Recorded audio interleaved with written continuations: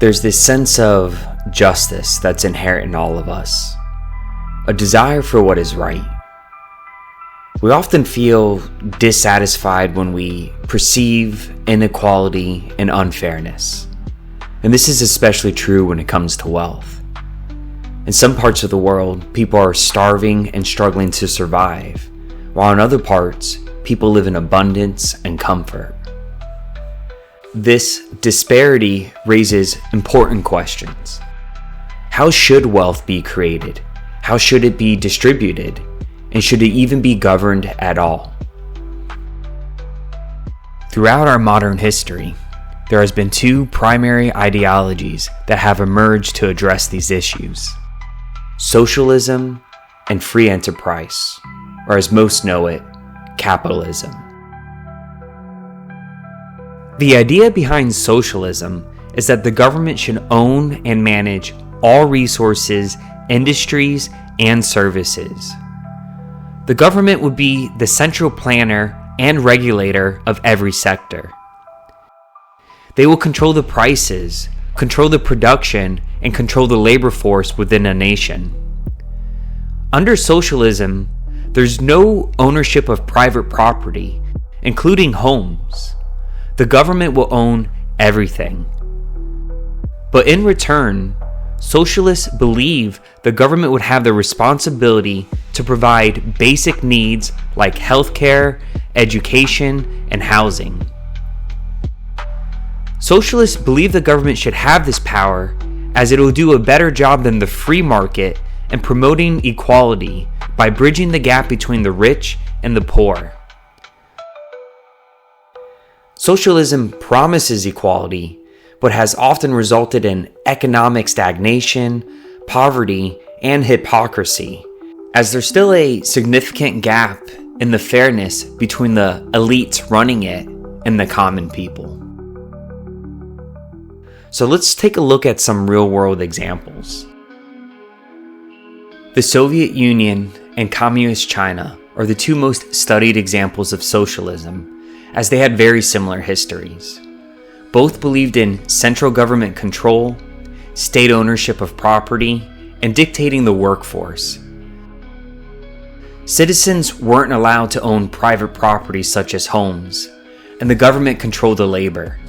They controlled where you work, how you worked, and how much you got paid.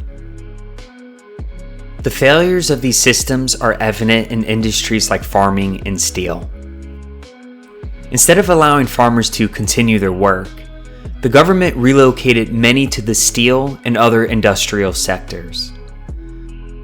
The remaining farmers were given quotas to meet, with the expectation that they could still produce enough food for the population.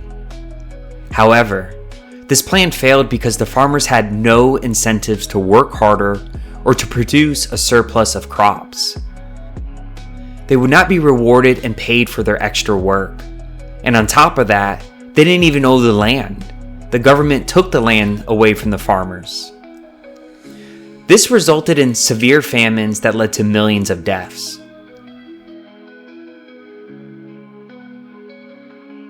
Socialism failed the farming industry and had traumatic consequences.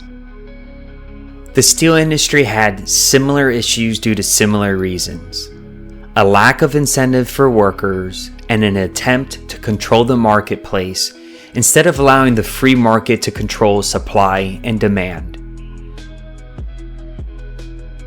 This ultimately led to very little innovation and technological advancements to produce high quantity and quality of steel, failing to keep up with competing nations like the US and Europe. I could give more examples in different sectors, but the theme is the same. The government controlling the free market and the labor force resulted in market failure. Eventually, this ideology led to the economic collapse of both nations. These examples show you how socialism fails.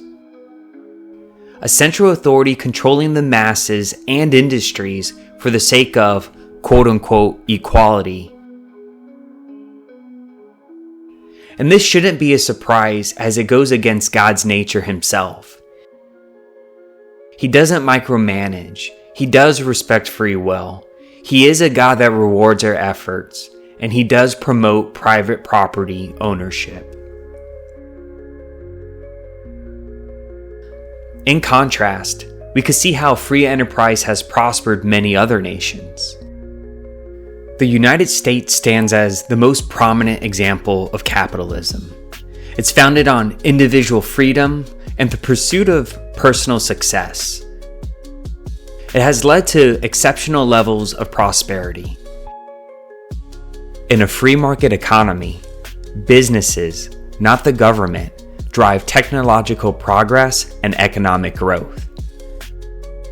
The system encourages entrepreneurship, competition, and innovation, leading to more prosperity and a stronger middle class. Free enterprise allows individuals and companies to pursue their own interests, creating new opportunities based on market demand. In contrast, socialism gives the government control over resources, and this reduces incentives and slows down economic growth. The US has become an economic leader by offering people the opportunity to succeed through hard work and creativity, allowing them to make money from the businesses they create and to be rewarded based on the effort they put in.